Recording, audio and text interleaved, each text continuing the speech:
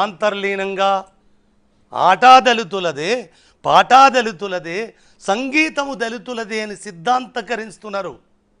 అలా సిద్ధాంతంలో మీ దళితం అనే సిద్ధాంతాలకు చెందిన గీతం కాదు ఇది. ఓన్లీ తెలంగాణ ఉద్యమ గీతం, కులాలకు అతీతమైన గీతం కదా. అందుకోసం ఇది దళితుల భావజాలం నుంచి పురుడు పోసుకున్న గీతం కాదు. కావున అది దళితులకి ఈ పాట మీద ఎలాంటి అపసోపాలు పడనవసరం లేదు. అది తెలంగాణ ప్రజలది, తెలంగాణ ఉద్యమ శ్రేణులది, తెలంగాణ ఉద్యమ శక్తులది అనే నేపథ్యంగానే నేను అన్నాను. కానీ నా పాట ప్రకటించినాడు చెప్పిన కదయ్యా, సబ్బండ కులాలకు ఈ పాట మీద హక్కున్నది, సబ్బండ వర్ణాలకు ఈ పాట మీద హక్కున్నది, సబ్బండ సకల జనులకు ఈ పాట మీద హక్కున్నది, నా దేశపు బహుజనులకు కూడా ఈ పాట మీద హక్కున్నది. ఈ దళిత భావజాలము ఇక్కడ ఉంటుందని నాకు తెలియదు. ఆ దళిత భావజాలానికి ఒక భాష ఉంటుందని నాకు తెలియదు. దానికి ఒక స్వరూపం ఉంటుందని తెలియదు. ఒక ఉద్యమ శ్రేణులో వచ్చిన పదం అయినా ఎస్సీ షెడ్యూల్ క్యాస్టు 2004లో షెడ్యూల్ క్యాస్ట్ కమిషను ఇది రాజ్యాంగ పదము కాదు, దీన్ని వాడకూడదు అని కూడా చెప్పిండ్రు. అది మీ ఇష్టం, మీ స్వాతంత్రం, నాకు సంబంధం లేదు. ఈ గీతము కాడికి దళిత అనే పదం ఎందుకు వస్తుంది అది మీరే తేల్చుకోవాలి. నాకు ఇయ్యాల ఇంకొకడు ఏదో మాట్లాడిందని ఎవరో చెప్పారు నాకు. ఆయనకి ఏం భాష వస్తుంది, అంత గ్రాంధిక భాష వస్తుంది, అంత పండిత భాష వస్తుంది, అంత పామరుల ప్రజల భాష ఆయనకు రాదు. నా మూలాలు అక్కడ ఉన్నాయేమో, మరి నా జెనెటిక్ అక్కడి నుంచే వచ్చిందేమో.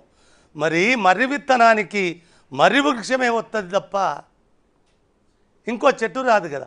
చెట్టోటి ఇత్తోటి పెడితే చెట్టోటి వస్తాదే. నా జెనెటిక్లో ఆ భాష ఉన్నట్టున్నది. మరి ఈ పాట 10 ఏళ్ల కిందట మీరు ఉద్యమంలో విస్తృతంగా ప్రతి వేదిక మీద పాడిన పరిస్థితి. అప్పటి 10 ఏళ్ళు పాలించిన ముఖ్యమంత్రికి కూడా ఈ పాట కనెక్ట్ అయింది, పాట కూడా వినిపించారు. ఈ పాటని మనము తెలంగాణ గీతంగా ప్రవేశపెడతామని మీ మధ్య చర్చలు కూడా జరిగింది. తదుపరి పరిణామాలన్నీ చేంజ్ అయిన పరిస్థితి. చెప్పు, ఎందుకు చేంజ్ అయినాయి ఏంటనేది చాలా మందికి ఒక క్వశ్చన్ మార్క్. ఇది క్వశ్చన్ మార్క్ అనేది దాన్ని శ్రీ కేశ్ కల్వకుంట్ల చంద్రశేఖరరావుని అడిగితేనే బాగుంటుంది. అంటే మీరు ప్రత్యక్ష సాక్షి కదా. నేను ప్రత్యక్ష సాక్షి కాదు. వాళ్ళ నేపథ్యము ప్రకటించుకున్న నాడు, రికార్డు చేసినాడు, ఆ పాటను తలలు తోకలు మార్చినాడు, ఎక్కడ నా పాత్ర ఉండదు. వాళ్ళ ఇష్టానుసారంగా వాడేంది గొడ్ల కాసినోడు, వాడికి ఏం తెలుస్తుంది అనే నేపథ్యంగా వాళ్ళ పోకడలల్లో పోయింది. ఇంకొకటి కూడా అంటున్నారు ఈ మధ్యన, చాలా పెద్దగా చాలా గొప్పగా అన్ని అబద్ధాలను అంతగా, ఎందుకంటే సారుతాడు ఆ ప్రాక్టీస్ కదా. మనిషి పుట్టినందుకు నిజమే మాట్లాడాలి కదా. తెల్లారి లేస్తే అబద్ధాలతోటి బతుకుతూ. బాలకిషన్ గారు, నీ జీవితంలో నీకు ఒక పాట ఉందా? నీకు పాట అనే హక్కున్నదా? పాట మీద మాట్లాడే హక్కున్నదా? ఏ పాట గొప్పగుంటే ఆ పాటను ఎత్తుకపోయి సారు పాదాల కాడబడేసి సారే మా సారే ఈ పాటను రాసిండని చెప్పుకుంటే ఇంతకు మించిన మీ బతుకుల ఆత్మద్రోహం ఏమన్నుంటుందా? మా పాట కవుల పాటలను భిక్షమడుక్కొని ఎదిగొచ్చిన నువ్వు రాజకీయ పార్టీ ఎమ్మెల్యే అవడానికి కోసం ఎయ్యని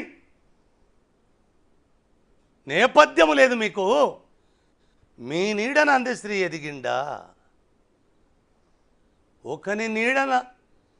ఒకని వాడన బతికిన మీరు మీ నీడనేందిరా?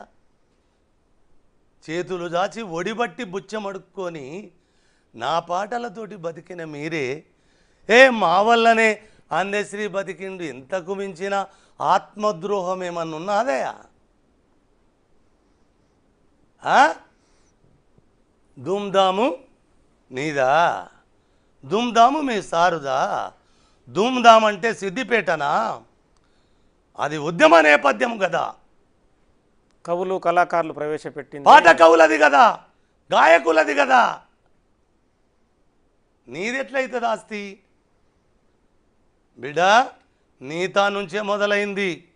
ఆట దళితులదే, పాట దళితులదే, సంగీతము దళితులదే. తెలువకడుగుతాయి దళితులంటే ఎవరు? మీరు దానికి డిక్లరేషన్ ఇవ్వాలి. నాకు కులాలు తెలుసు, మతాలు తెలుసు, ప్రాంతాలు తెలుసు. కాస్తో కూస్తో మీ అంత తెలియకున్నా తెలవడం మాత్రం తెలుసు కదా. అది సంస్థనా, కులమా, అస్తిత్వమా? మీరు పెట్టుకోండి ఆ కిరీటాలు. ఎక్కడ పేరుంటే అక్కడ ఏలు పెట్టి దాన్ని రుద్దడం ఎందుకు? పాట అన్ని కులాలది. ఆ పాట పైన కూడా ఆ పాట అన్ని కులాలది. పాట మీద అన్ని కులాలకు అధికారం ఉన్నది. మాట మీద అన్ని కులాలు మాట్లాడతాయి. ఆట కూడా అన్ని కులాలలో ఆడతారు. సంగీతము కూడా ఏ ఒక్క కులము నుంచో పుట్టింది కాదు. మీకు